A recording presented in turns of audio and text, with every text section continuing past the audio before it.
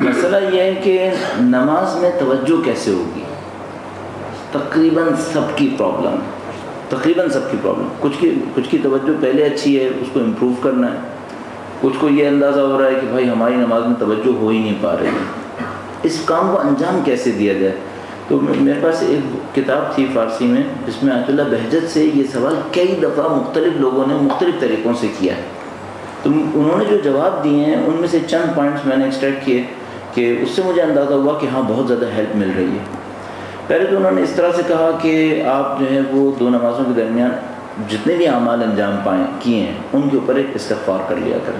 یعنی جب آپ نماز پڑھنے کھڑے ہوئے، میں اور آپ نماز پڑھنے کھڑے ہوں تو نماز سے پہلے تھوڑی سی دیر کے لیے پہلے استغفار کر لیں، تاکہ وہ جو گناہوں کا اگر کوئی اثر ہمارے اوپر ہوا ہے تو وہ ہماری نماز میں رکاوٹ نہ بنے. ایک استغفار کر لیں. دوسرا انہوں نے لکھا کہ نماز شروع کرنے سے پہلے مثلا آپ اذان کہہ چکے ہیں، اقامہ کہنے والے ایک دفعہ امام زمانوں کو پکار لیں. ایک دفعہ امام زمانوں علیہ السلام کو پکار لیں. درود بھیجے گا ان کے نام.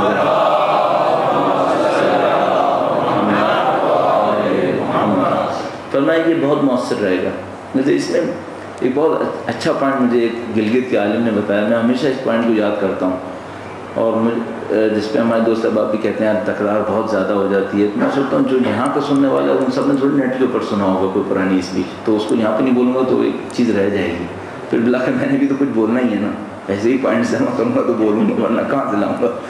تو وہ ہم گلگت کے ایک عالم کے پاس ملنے گئے. میں ان کو بہت وہ کرتا ہوں، یعنی ان کو تعظیم دیتا ہوں.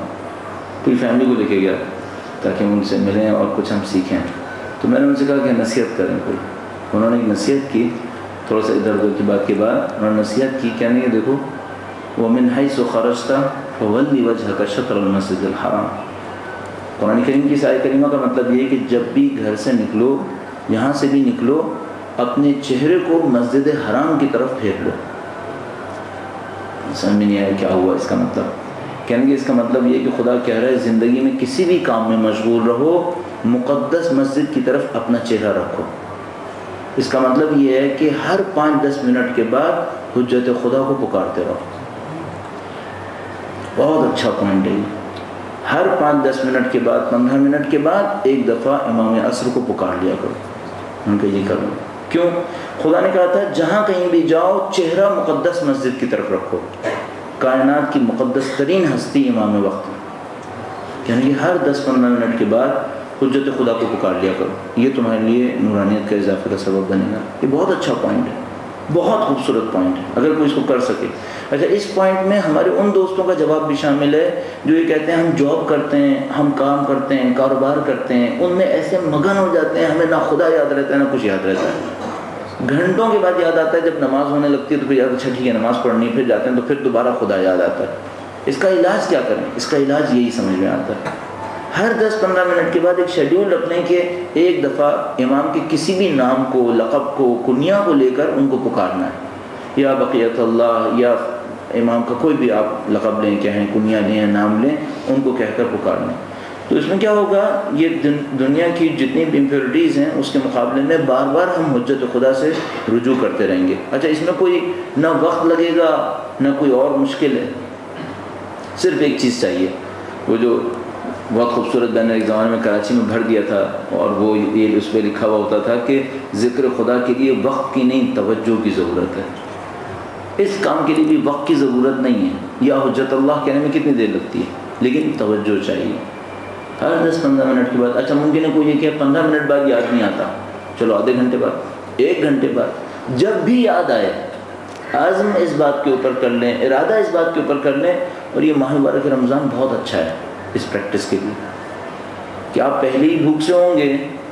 جب بھی آپ کو کچھ نہ ہو تو کم سے کم پانی پیتے وقت تو یاد آئے گا کہ نا میں مثلاً وہ روزے سے ہوں، تو کچھ تو توجہ بنے گی. جیسے ہی یہ توجہ بنے گی یہ ماہ رمضان ہے، ایک دفعہ یا حجت اللہ، یا صاحب زمان، یا امام اللہ، کوئی بھی آپ جملہ استعمال کرنا چاہیں وہ آپ اللہ کی طرف سے بھیجے ہوئے امام کا تذکرہ کرنے کے لیے اپنے اندر کر لیں.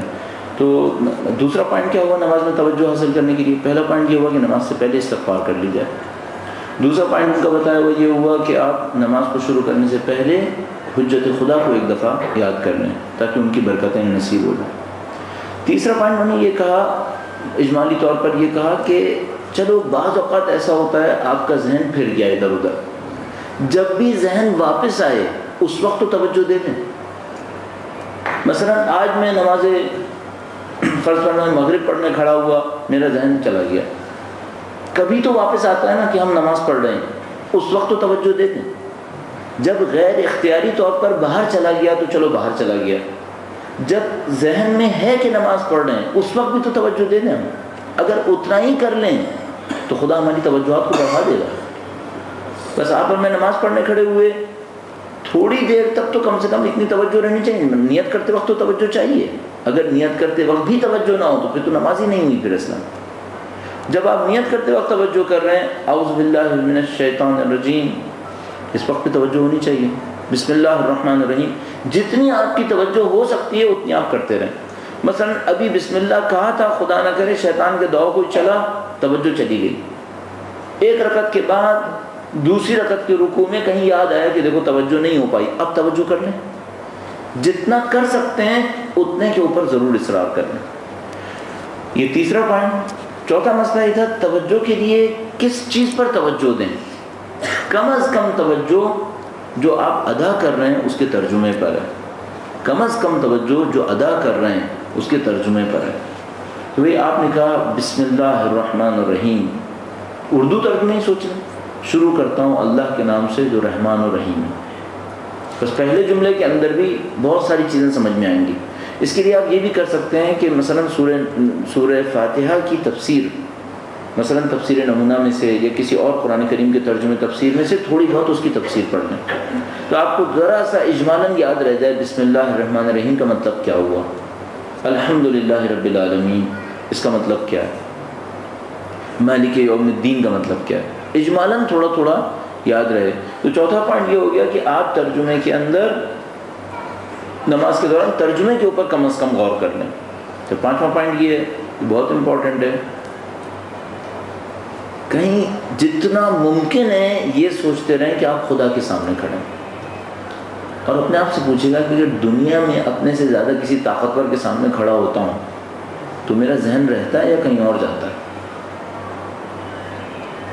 جب بھی موقع ملے اس بات کے اوپر سوچیں کہ میں خدا کے سامنے کھڑا ہوں، اگر دنیا میں کسی اپنے سے زیادہ طاقتور کے سامنے کھڑا ہوتا ہوں تو کچھ اور کرتا ہوں کیا؟ مثلا آپ کا بزنس ہے، آپ کا بزنس زبردست چل رہا ہے، لیکن اس کے باوجود آپ کو کوئی بہت بڑا آرڈر لینا ہے اور آپ اس آدمی کے سامنے کھڑے ہیں جس نے 2 منٹ کے اندر ڈیسیژن لینا ہے کہ آرڈر دینا ہے یا نہیں دینا ہے۔ اب آپ اس 2 منٹ میں کیا کرتے ہیں؟ آپ کا ذہن سوال ہی پیدا نہیں کہیں اور جائے گا، پوری توجہ اس کے اوپر لگی ہوگی، کیوں؟ اس کے ہاتھ میں مثلا تھوڑی سی دنیا ہے، آپ جس کے سامنے کھڑے ہیں اس کے پاس سب کچھ ہے، یہ کیوں ذہن سے نکل جاتا ہے؟ یہ بہت امپورٹنٹ پوائنٹ ہے کہ ہم صرف اتنا یاد کر لیں کہ ہم خدا کے سامنے، اور وہ جو جملہ ہے نا بیچ میں مالک یوم الدین، وہ اس بات کو یاد دلانے کے لیے اس کے سامنے کھڑے ہیں جو ہماری آخرت کا مالک ہے، سب کچھ اس کے پاس ہے، مریں گے کہیں پر بھی جائیں گے جانا اسی کے پاس ہے، مالک یوم الدین یہ ہے۔